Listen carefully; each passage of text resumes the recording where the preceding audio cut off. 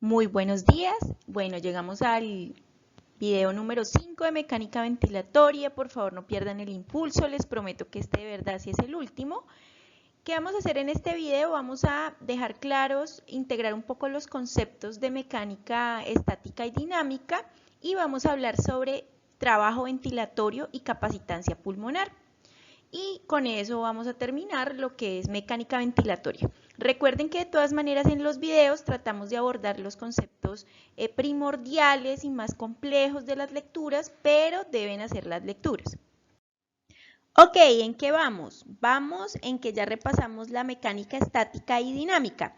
Por favor, no perdamos el impulso y no fracasemos en el proceso. Si no hemos entendido algo ahora, devolvámonos a alguno de los videos, repasemos y ahí sí podemos avanzar. Las propiedades dinámicas y estáticas del pulmón. Entonces, el pulmón se comporta, o los pulmones se comportan muy diferente cuando están en reposo a cuando el aire se está moviendo. Incluso sus propiedades y sus constantes principales pueden cambiar y ya las hemos venido estudiando en todos estos videos de mecánica ventilatoria. Entonces, lo primero es la correlación anatómica. Cuando está detenido el pulmón, pues nos concentramos mucho en que los alveolos, qué presión alveolar tienen, que es de 0, que los alveolos se encuentran abiertos porque hay una presión transpulmonar que es positiva que los mantiene dilatados, etc. En la dinámica, por el contrario, nos empezamos a interesar más por las vías respiratorias de conducción. Ahí cuando empezamos a ver las resistencias friccionales, empezamos a hablar de las vías respiratorias como algo muy importante para que el aire se pueda mover, es decir, la dinámica del pulmón. ¿Qué constante principal hay que pararle bolas cuando estamos hablando de los pulmones quietos? Pues hablamos de la distensibilidad estática, o sea, el retroceso elástico del pulmón y de la pared, que juntos generan una capacitancia estática del pulmón. En cambio, cuando empezamos a hablar del aire que se mueve, pues entonces ya empezamos no a hablar de tanto de distensibilidad, sino de las resistencias de las vías aéreas, y hablamos bastante de la resistencia intratorácica, de la presión de la vía aérea intratorácica y extratorácica, pero nos concentramos mucho en hablar de las resistencias de las vías respiratorias. Cuando hablamos de qué presión es más protagonista, pues durante la dinámica estática hablamos mucho de presión transpulmonar, que básicamente es la diferencia entre la presión alveolar y la presión pleural. En cambio, cuando hablamos del movimiento del aire, pues nos concentramos en ver cómo cambia la presión alveolar en inspiración y en expiración. Entonces, que en inspiración debe volverse negativa para que el aire entre por diferencia de presiones, y también que cambia en expiración debe volverse positiva para que el aire entonces salga. ¿Qué parámetro principal tenemos en la dinámica estática? Bueno, el volumen pulmonar, ¿cierto?, que se refiere a la capacitancia, es decir, las diferencias de volumen sobre presión que se generan para que el pulmón permanezca abierto, ¿sí? Ya cuando hablamos de dinámica, entonces en el primer video de ventilación sacamos la ventilación minuto, que ya tiene en cuenta el flujo del aire, entonces que la ventilación es igual a la diferencia de presiones, pero aquí tiene en cuenta la presión alveolar dividido por las resistencias de la vía aérea, ¿sí? Entonces, si las resistencias de la vía aérea son muy altas, pues esta ventilación minuto será muy baja. ¿Y qué patologías pueden afectar una u otra? Entonces, la dinámica estática del pulmón, cuando se afecta, es decir, cuando disminuye la distensibilidad estática, generalmente da paso a enfermedades restrictivas, por ejemplo, la fibrosis del tejido, que disminuye la capacitancia o distensibilidad. Cuando tenemos problemas ya no en la estática, sino en la dinámica, cuando el movimiento del aire fluye, entonces decimos que las enfermedades tienen que ver con las enfermedades obstructivas, es decir, enfermedad obstructiva crónica causadas por aumento de la resistencia de las vías respiratorias. Yo pienso que esta diapositiva puede resumir parte de los 4 videos anteriores que tenemos. Entonces, tener muy en cuenta que las propiedades del pulmón cambian cuando lo analizo quieto, cuando lo analizo cuando se mueve aire. Para eso, entonces, habíamos visto esta gráfica antes, pero algo que no les había comentado es que una respiración normal puede ser este circulito verde. Si ustedes lo ven aquí, pues tenemos una inspiración y una expiración, que aquí estamos en CRF, que sería como el reposo, inspiramos hasta acá, expiramos. Lo que ven en ese cuadro grande es como si empezara una respiración desde un pulmón cerrado, es decir, pues generalmente nunca empezamos desde ahí. ¿Y cuáles serían las etapas? El recorrido de inspiración y de expiración. Sin embargo, es interesante que tanto en esta gráfica, que tiene unos pulmones que empiezan desinflados, ¿sí?, que obviamente solo se da a nivel experimental, y esta respiración normal conserva la diferencia entre la inspiración y la expiración, que sería la curva de histéresis, cosa que es interesante. De todas maneras, repasemos para poder seguir avanzando, repasemos las partes de esta curva, porque más adelante vamos a tener que reestudiarla de una manera diferente. Entonces, el punto 1, aunque aumenta la presión transpulmonar, fíjense que está aquí, ¿cierto? Hay un aumento de presión transpulmonar hacia acá. Es difícil inflar los pulmones porque hay muy baja distensibilidad. Entonces, recuerden las diferencias de volumen sobre diferencias de presión, es decir, que esta es una gráfica de distensibilidad. ¿Por qué? Porque hay mucha tensión superficial, ¿sí? Recuerden que esto es un ejemplo como si los pulmones arrancaran desde cero. El punto 2. El punto 2, ya hay apertura de la vía aérea con una presión transpulmonar más o menos en más 8 centímetros de agua, por aquí, ¿cierto? Se abre la vía aérea y está próxima a ser más distensible, que es esta zona, que es la zona más distensible del pulmón. Y tenemos el punto de pausa, este punto de pausa que básicamente equivale a CRF, que es donde nosotros usualmente estamos en reposo, descansando, allí, donde se mantienen abiertos los alvéolos, pero no hay flujo de aire, ¿sí? Ok. El siguiente punto, entonces, sería la 3, que aquí es donde generalmente en esta zona es donde nosotros nos movemos en una respiración normal. La expansión lineal de la vía aérea abierta y la distensibilidad máxima. ¿Qué significa distensibilidad máxima? Que con pocos aumentos de presión generamos grandes aumentos de volumen. Mírenlos ahí. Y finalmente, el punto 4 es que a volúmenes muy altos, aquí, ¿cierto? Miren que aquí ya estamos, yo creo que en capacidad pulmonar total, ¿sí? La distensibilidad disminuye porque la fuerza de los músculos inspiratorios, primero, llega a un límite y segundo, los alvéolos ya no se pueden sobreinsuflar. O sea, es como inflar un globo que ya está inflado. Esta gráfica que nosotros vimos acá, recuerden que es un análisis de la capacitancia pulmonar estática, ¿sí? Aquí tenemos la capacitancia de la pared torácica o distensibilidad y la distensibilidad de la pared del pulmón solo, y aquí tenemos como un híbrido entre los dos. Sin embargo, tenemos que decir que esa presión transtorácica solamente nos sirve para analizar el pulmón quieto. Cuando analizamos el pulmón moviéndose, ya se van a dar cuenta más adelante que esta gráfica resulta ser insuficiente porque hay que analizar las resistencias de la vía aérea. De todas maneras, la capacitancia pulmonar estática más o menos es de este valor que ya habíamos discutido antes. Algunos respiradores muy modernos pueden medir la capacidad dinámica y estática del pulmón cuando un paciente está ventilado, midiendo los cambios de la presión transpulmonar y las resistencias de la vía aérea, cosa que me parece súper útil. Entonces, las enfermedades restrictivas disminuyen mucho la capacitancia estática o la distensibilidad estática del pulmón.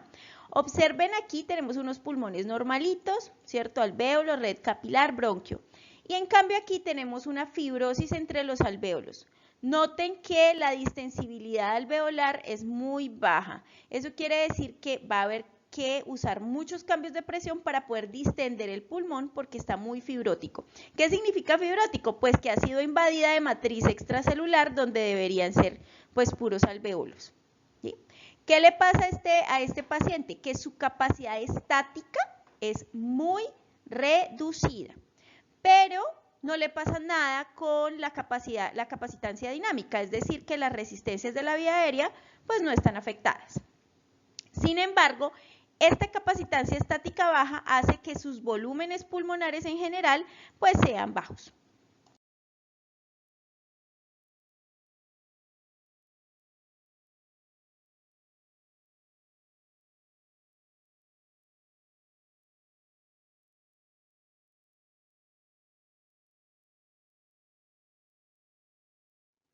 Ok, ahora miremos la contraparte. Cuando la capacitancia estática es muy alta, es decir, que es muy fácil inflar el pulmón. El problema es desinflarlo. Observemos aquí vemos un paciente con EPOC, que es una enfermedad clásica obstructiva. Bueno, no es una enfermedad, más bien es un síndrome que incluye varias enfermedades. El síndrome o enfermedad obstructiva crónica incluye la bronquitis crónica, el enfisema, el asma, entre otras cosas. Observen que aquí lo que tenemos es una congestión pulmonar, esta es una bronquitis, un bronquio con bronquitis, y aquí tenemos el engrosamiento de la pared generada por la bronquitis crónica, ¿sí? Y aquí tenemos algunos cambios que pueden darse por enfisema, es decir, la destrucción de los tabiques alveolares. Todas esas cosas hacen que la capacitancia estática sea alta. ¿Qué significa? Que el pulmón se distiende, se distiende, se distiende, se distiende. El problema es que no vuelve a su estado original de manera efectiva. Hay que decir que la capacitancia pulmonar cambia en inspiración y en expiración. ¿Cómo así? ¿Aún no hemos entendido eso? Eso lo explica la histéresis. Es decir, que la curva de inspiración es diferente a la de expiración. ¿Por qué? Acuérdense de la tensión superficial y la presencia de surfactante. Eso hace que inspirar, abrir el pulmón, sea un poco más complicado. Sin embargo, recuerden que cuando movemos aire inspiratorio, las resistencias friccionales son más bajas, entonces ahí compensa algo. Pero cuando yo expiro, hay esta diferencia, es decir, que la capacitancia estática es mayor cuando expiro porque el surfactante se organiza en el alvéolo y se aumenta la concentración alveolar de surfactante, haciendo que la expiración necesita menos cambios de presión para generar los mismos cambios de volumen. Pero si analizamos la capacitancia dinámica integrada, pues ya vamos a ver que las resistencias friccionales de expiración son mucho más altas, como vimos en la compresión dinámica de la vía aérea en el video anterior.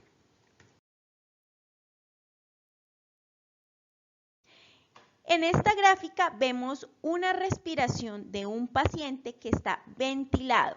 Si no estuviera ventilado mecánicamente, pues estas presiones, aquí está presión en la vía aérea, pues no serían positivas, sino que la presión sería algo así, inspiración, expiración, es decir, a presiones negativas. Pero como es ventilación mecánica, la ventilación mecánica se hace aumentando la presión exterior y la presión alveolar sigue igual. Así que tenemos la presión de la vía aérea versus el tiempo en un paciente que está ventilado, por eso están hacia arriba, porque son positivas. Bueno, pero esa no es la importancia de la gráfica. La importancia de la gráfica es que nos va a demostrar la diferencia o las resistencias que tiene que soportar un paciente cuando mueve el aire a cuando está en reposo. Entonces, observen que aquí está la curva de inspiración, aquí hace como una especie de pausa inspiratoria y aquí está la expiración. Bueno, ¿y eso qué?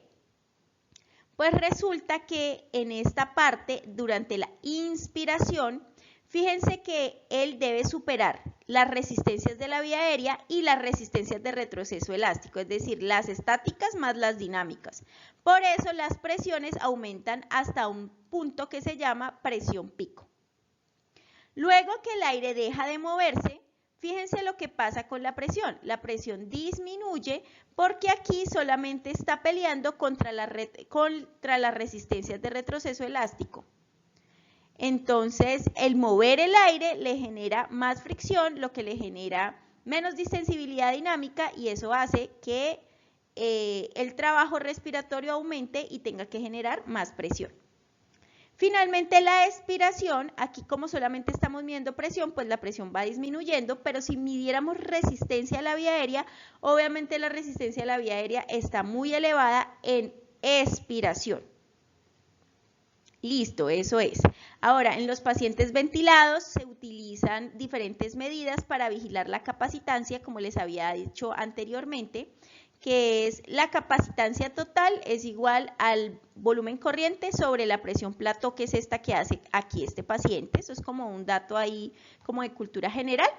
Entonces, así se puede sacar la capacitancia dinámica del paciente.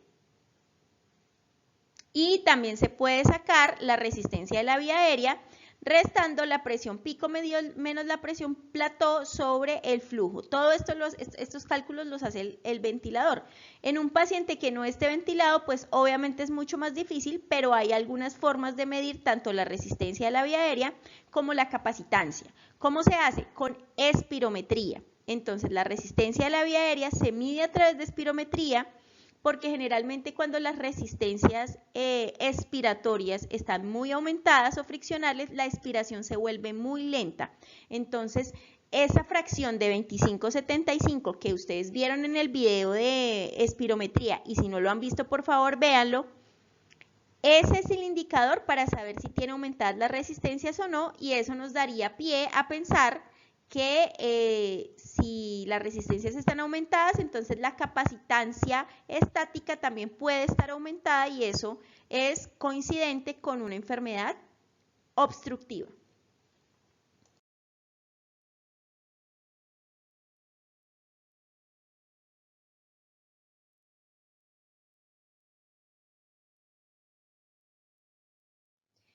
Bueno, ya entendimos que la resistencia de las vías aéreas es muy importante e impacta la capacitancia dinámica del pulmón, pero a esto le sale pues algo adicional, por supuesto, y es un concepto que se llama constante de tiempo. ¿Qué quiere decir? Que uno se imagina que, bueno, listo, que a pesar de las resistencias, todos los alvéolos se inflan al mismo tiempo y se desinflan al mismo tiempo, y la verdad es que no. Las unidades alveolares tienen constantes de tiempo que pueden variar, y algunas enfermedades hacen que varíen aún más. ¿Qué es la constante de tiempo? Es el tiempo en que se demora en llenarse un alvéolo al 65% de su capacidad, dice la literatura. Por tanto, que una unidad alveolar con un aumento de la resistencia, pues se va a demorar mucho más en llenarse hasta su 65%, ¿sí? O sea, si está obstruida el camino hacia ese alveolo. Y pues si tiene mayor distensibilidad, pues va a tardar más en llenarse y más en vaciarse, ¿sí? Si tiene mayor distensibilidad, es decir, que se dilata, se dilata, se dilata. Observemos una gráfica para entenderlo un poquito mejor. Bueno, antes de eso, entonces, otra vez, constante de tiempo es el tiempo en que se demora venciendo las resistencias y abriendo el pulmón para que un alvéolo se llene. Y una constante de tiempo la vamos a llamar con esta letra que se llama tau, y decimos que una constante de tiempo alcanza para que un alvéolo muy sano se llene para que se llene al 63% de su capacidad. Ahora, si hay problemas, una constante de tiempo siempre va a ser cuando el alvéolo logra llegar a ese 63%, se demore más o menos. ¿Qué es la constante de tiempo? Esta sí es la verdadera capacitancia dinámica, porque es la capacitancia total que tiene el pulmón, integrando el tórax y la pared, multiplicado por las resistencias de la vía aérea que tanto hemos mencionado. Entonces es una integración entre la capacitancia, fíjense, las diferencias de volumen sobre las diferencias de presión, multiplicado por las diferencias de presión sobre el flujo, que sería la resistencia. Entonces, esto genera esta constante de tiempo. Ahora, generalmente con una constante de tiempo un alvéolo se llena hasta su 63% de capacidad, dos constantes de tiempo, más o menos el 86% de su capacidad, tres constantes 95%, 4 99% y 5 100%. ¿Sí? Veamos esto ahora sí en una gráfica. Observemos la gráfica de arriba. Entonces, lo primero que tenemos que saber es que los pulmones se van inflando de manera exponencial, no es lineal, ¿sí? Entonces, este análisis que estamos haciendo, estamos tratando de generalizar, pero realmente no es uniforme en todo el pulmón, eso tenemos que tenerlo claro. Entonces, fíjense en este alvéolo que es el normal. tiene una constante de tiempo de 0,56 segundos, porque estamos hablando de tiempo, y una capacitancia de 0,8, que está muy cerca de lo normal, y una resistencia de la vía aérea de 0,7, que también está muy cerca de lo normal. Fíjense que cuando yo hago la relación entre ambos, ¿sí? Multiplico una por la otra, pues me va a dar la constante de tiempo. Fíjense aquí hay como un ejemplo donde está la capacitancia de 1.5 mililitros de agua, centímetros de agua por litro por segundo, y la capacitancia total que habíamos dicho que está por 0.1 litros por mililitro de agua o centímetro de agua, ¿sí? Esa multiplicación pues me da más o menos por ahí cerca, ¿no? Más o menos 0.1 segundos, puede variar a 0.6 por ahí. Esta está absolutamente normal. Bueno, ¿qué pasa si yo cambio alguna de estas dos variables? ¿La variable dinámica o la variable estática? Entonces, miremos, aquí hay menor distensibilidad, es decir, que es una enfermedad restrictiva. O sea, hay menor distensibilidad estática, que fue lo que repasamos al inicio del video. ¿La resistencia está ok? Sí, está ok, está normal. O sea que no tiene tanto problema en la parte dinámica, sino en la parte estática. Sin embargo, miren que al hacer la multiplicación, fíjense lo que le pasa a la tau. 0.28, es casi la mitad. Quiere decir que en la mitad del tiempo se va a llenar al 65%. ¿Sí? Bueno, ¿y eso qué pasa? Pues sí, pero quiere decir que se está llenando demasiado rápido porque el alvéolo le cabe muy poquito aire. ¿Sí? Si ya a los 0.28 segundos yo me llené al 65%, significa que ese 65% es de un alveolito así y no de un alvéolo así. Entonces, ese es el problema, y por eso con esas constantes de tiempo tan cortas, eso está relacionado con su baja distensibilidad, o sea que le cabe poquito aire. Fíjense aquí, cambio de volumen, aquí está ese ejemplo que acabamos de decir, y el tiempo, ¿no? Entonces, aquí ya no hubo más cambios porque él no se puede dilatar más. Ok, miremos entonces su contraparte obstructiva. Fíjense que la distensibilidad o capacitancia está ok, ¿no? Bien, 0,8, normal. Pero la resistencia está muy aumentada, 1.4. Cuando hago la multiplicación me da una tau de 1.12. Significa que en 1.12 segundos se va a llenar al 65%. Quiere decir que es esta que está aquí, ¿sí? ¿Qué tiene que ver eso? Pues que se está demorando mucho. Ahora, tenemos que entender que las personas que sufren de enfermedades obstructivas como esta, por supuesto que hay alvéolos que sí están sanos, o sea, que están en comunicación con de pronto bronquios o bronquiolos, perdón, que sí están sanos, y hay otros que tienen esta inflamación que hace que la tau sea muy lenta. Quiere decir que se va a demorar mucho en llenarse y otro más tanto en vaciarse, ¿sí? Eso genera un problema muy severo que se llama autopip. El autopip significa significa que el paciente solo se lo genera, y pip significa presión al final de la expiración. ¿Cómo así? Resulta que al final de la expiración, en incontables videos ya me has dicho que la presión alveolar debe ser igual a 0. Pues resulta que estos pacientes que desarrollan autopip les pasa lo siguiente, que además me parece súper interesante porque explica totalmente los cambios anatómicos que ellos tienen. Resulta que el aire entró lento, ¿no? Listo, se demoró 1.12 segundos. Coexiste con alvéolos que por supuesto que están sanos. Y este en 0.56 segundos ya se llenó. Cuando estamos en 1.12, este ya está como en 2 taos, es decir, casi al 80% de su capacidad. ¿Y qué pasa? Que muchos de esos alvéolos ya va a empezar la expiración, es decir, que el aire va a empezar a salir, ¿sí? Cuando aquí aún estaba entrando. Eso quiere decir que cuando termine la expiración y el diafragma suba completamente y esta presión alveolar de este alvéolo sano quede en 0, aquí aún va a haber algo de aire que genere presión adicional, ¿sí? Por ejemplo, no sé, una presión pequeña, más 1. Esta presión de más 1 es lo que llamamos autopip, es decir, presión al final de la expiración que no debería estar, que genera sobredistensión, pero ahí no para la cosa. Imagínense que tenemos dos alvéolos, uno con presión alveolar de 0 y otro con presión alveolar que a pesar de que ya terminó la expiración, quedó en +1. A la siguiente inspiración, el diafragma baja, por supuesto, para que esta presión de este alvéolo quede negativa. Entonces, digamos que ya tiene una presión alveolar de menos 1. Listo. Pero a la que quedó con autopip, esa disminuida y ese aumento de espacio no hace que la presión se vuelva negativa, sino que llega apenas a 0. Quiere decir que al diafragma le va a tocar bajar aún más si quiere que esta presión de estos alvéolos que generó autopip llegue a valores negativos, por lo menos -1. Entonces, esta es la implicación fisiopatológica de por qué se genera aplanamiento diafragmático y por qué se genera aumentos del volumen residual. O sea, es un dato muy, muy importante.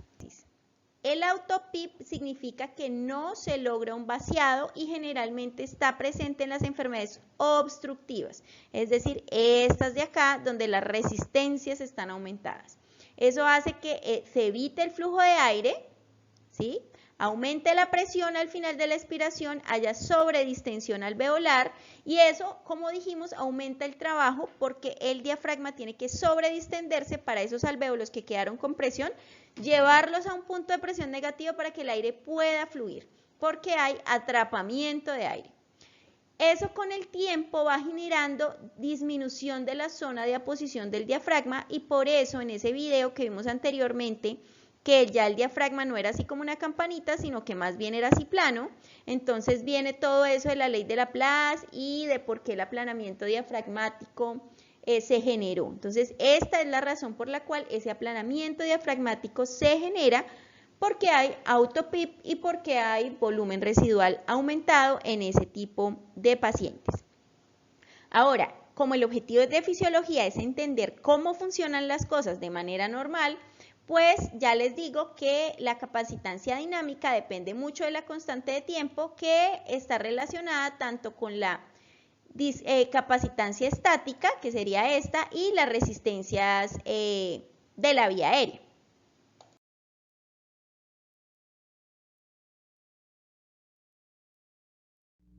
El último concepto importante es trabajo respiratorio. Trabajo respiratorio se puede calcular y medir y es ¿quién hace el trabajo respiratorio? Pues los músculos respiratorios, por supuesto.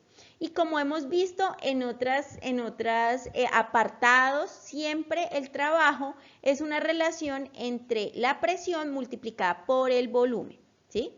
Entonces, siempre hemos dicho que cualquier trabajo es igual a presión por volumen, porque la presión pues es igual a una fuerza por unidad de área y eso significa, bueno, por volumen, y eso significa que esa fuerza por unidad de área pues significa que es una fuerza, el área son 2 longitudes multiplicado por el volumen que serían 3 longitudes porque es cúbico, entonces trin, trin, y tenemos fuerza por longitud, que sería la fórmula de trabajo usual, ¿cierto?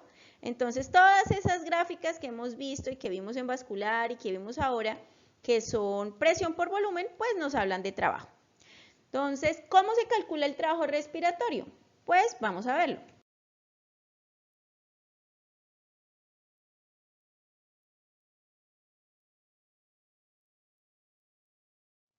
Muy bien, como ya dijimos, todas las gráficas de volumen versus presión que tengan un área bajo la curva, pues se están refiriendo a trabajo.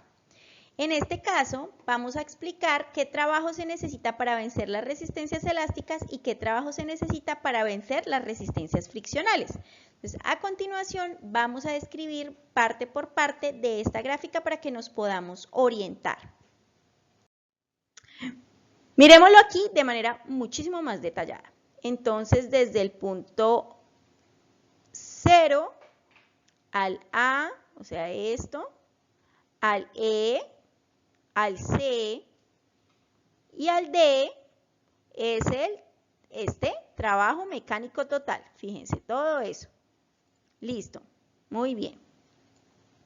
Segundo, del O al A, al B, al C, al D y otra vez aquí, es decir, esta parte nomás. Entonces es el trabajo necesario para superar las resistencias elásticas de retroceso elástico. Listo, bien, segunda superada. Entonces vamos con la siguiente. De la parte A a la parte E, a la C, a la F, o sea, solamente el bucle, es el trabajo necesario para superar las resistencias no elásticas o friccionales. ¿Listo? O sea, solamente el bucle. Listo. Ahora, de la parte A a la E, a la C, a la B, o sea, solamente el pedazo que está más claro, es el trabajo necesario para superar las resistencias friccionales o no elásticas, pero durante la inspiración, como lo dije en la anterior diapositiva. Y finalmente, tenemos el trabajo necesario, que sería de la, borremos aquí, de la A a la B, a la C y a la F, el trabajo necesario para superar las resistencias no elásticas o friccionales que corresponden a la expiración, ¿sí? Entonces ahí ya queda, digamos que más que claro. Ahora lo que vamos a hacer con esa gráfica, para que les quede más claro de qué se trata, es ver si alteramos un poco esas resistencias, cómo afecta el trabajo respiratorio. Obviamente, dependiendo del tipo de resistencia que aumente, pues así va a aumentar el trabajo, pero en formas distintas. Observemos la primera gráfica. Aquí nos muestra la gráfica exactamente igual a la anterior que vimos, de un paciente absolutamente normal, con su circuito inspiratorio, expiratorio, y pues las resistencias, acuérdense, las que son de retroceso elástico y las del bucle son las friccionales. ¿Listo? Muy bien. Ahora, ¿qué pasa con esta segunda gráfica? Observen que esta parte F sobre todo, ha aumentado su tamaño. Significa que las resistencias que son elásticas o de retroceso elástico han aumentado. Quiere decir que la distensibilidad ha disminuido. Eso es concordante con el comportamiento de una enfermedad restrictiva.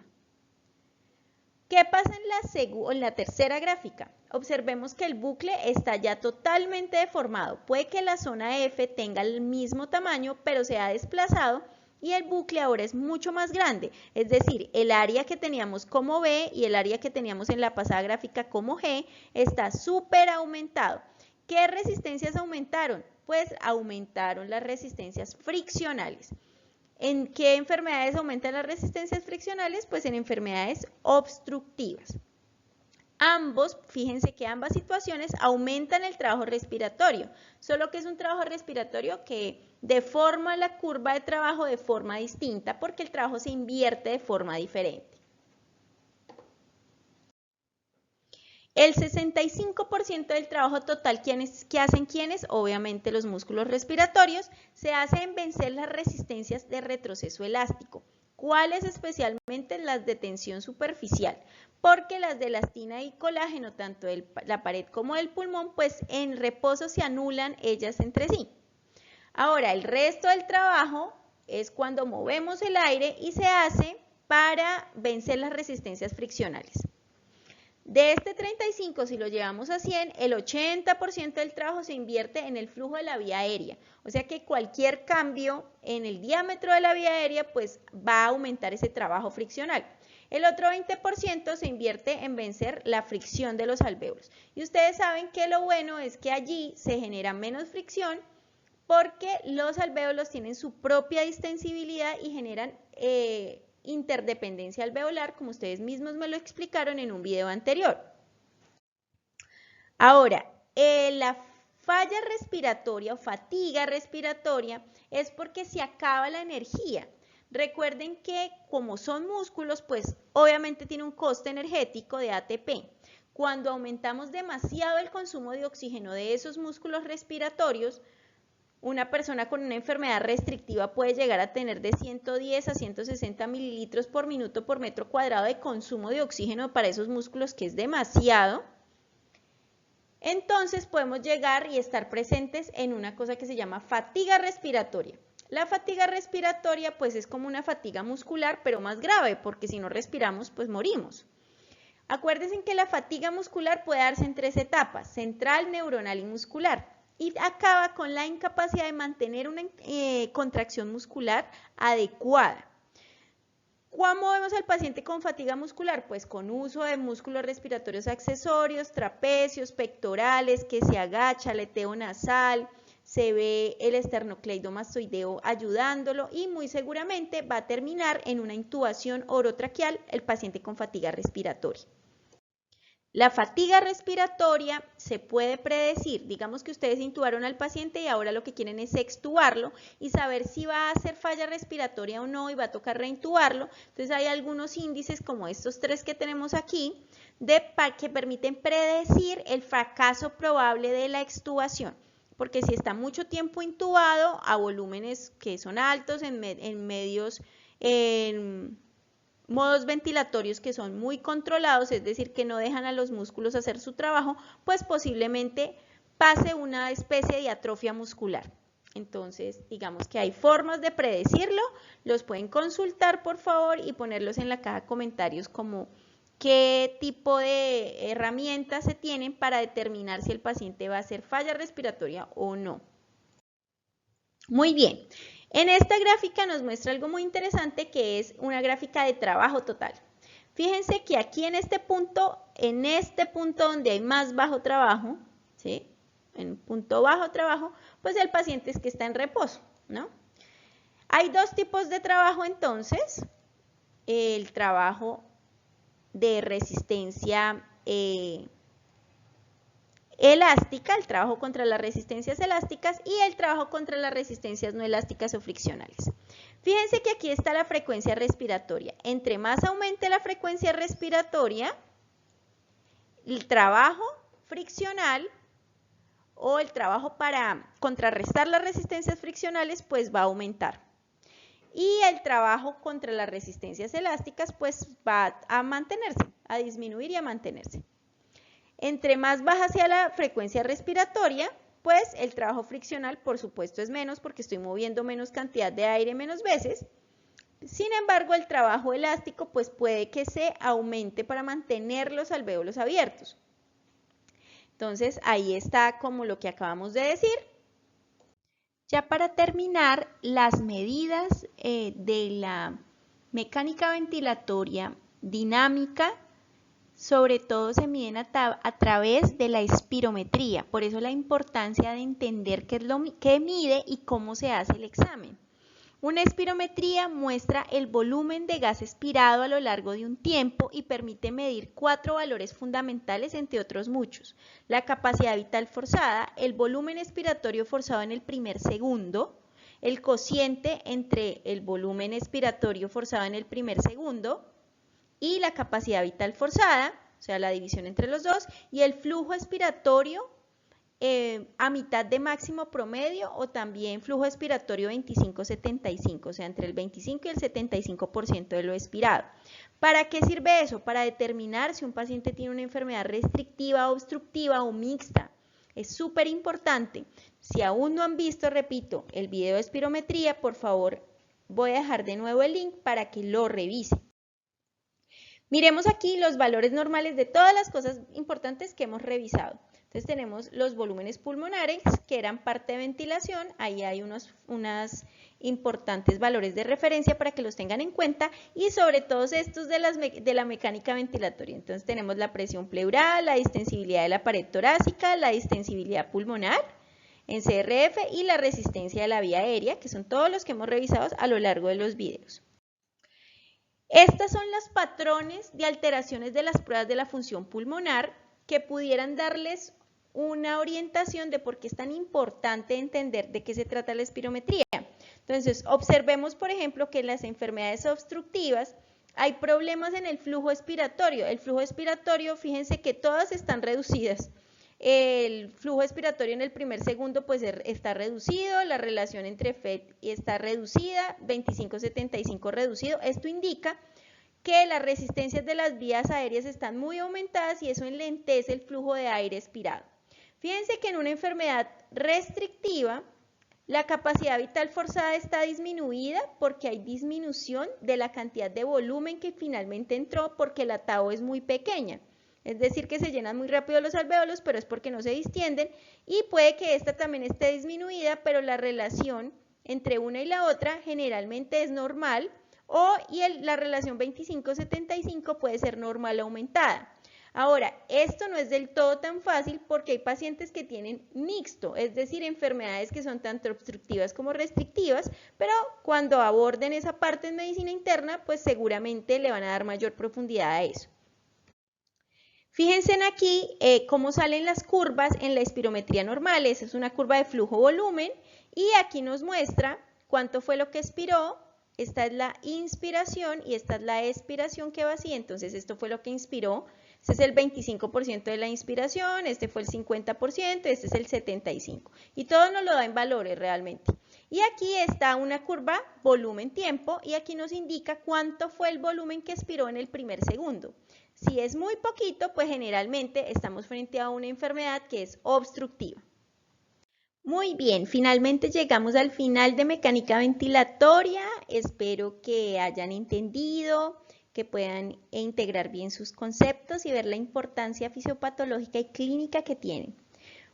Estaré subiendo otros videos sobre difusión, transporte de oxígeno, control respiratorio, que son muchísimo más fáciles y muchísimo más agradables para ustedes. Un abrazo y hablamos en el siguiente video.